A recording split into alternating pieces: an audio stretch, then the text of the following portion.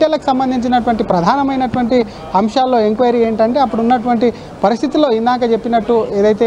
ఆర్థికపరమైనటువంటి అంశాల్లో అనుమతులు, ఎందుకంటే కాళేశ్వరం కమిషన్కి సంబంధించి ఒక కార్పొరేషన్ ప్రత్యేకమైనటువంటి కార్పొరేషన్ ఏర్పాటు చేసినప్పటికీ దానికి సంబంధించినటువంటి నిధులు ఎట్లా సేకరించారు, వాటి నిధులు ఎంత విడుదల చేశారు, ఎవరు చెప్తే విడుదల చేశారు, క్యాబినెట్ సబ్ కమిటీ అప్రూవల్తో విడుదల చేశారా లేదంటే ముఖ్యమంత్రి చెప్తే విడుదల చేశారు, అంశాలు ఏవైతే ఉన్నాయో వాటన్నిటిపైన కూడా ఒకవైపు ఈటెల రాజేందర్ను ప్రశ్నించేటువంటి అవకాశం ఉంది. ఎందుకంటే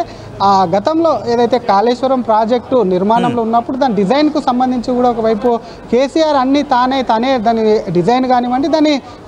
రూపకర్త అని చెప్పి కేసీఆర్ గతంలో ప్రకటించుకున్న నేపథ్యంలో ఒకవైపు ఈటెల రాజేందర్ను ముందుగా ప్రశ్నిస్తే ఆర్థిక పరమైనటువంటి అంశాలన్నీ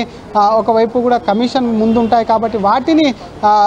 వాటితో పాటు అటు ఈటెల రాజేందర్కు ఆర్థికపరమైన అంశాలు వచ్చిన తర్వాత క్రాస్ ఎగ్జామినింగ్ చేసేటువంటి అవకాశం ఉంది. కాబట్టి మరి ఈటెలకు సంబంధించి ఒకవైపు స్పష్టంగా ఎన్డీఎస్ఏ రిపోర్ట్ కానివ్వండి పార్టీ పరంగా కూడా అటు బీజేపీకి సంబంధించి ప్రస్తుతం గతంలో బీఆర్ఎస్లో ఉన్నటువంటి ఈటెల రాజేందర్ ప్రస్తుతం బీజేపీలో ఉన్నాడు కాబట్టి అక్కడ పార్టీకి సంబంధించినటువంటి ప్రెసిడెంట్ కూడా క్లియర్గా చెప్పారు గతంలో ఈటెల రాజేందర్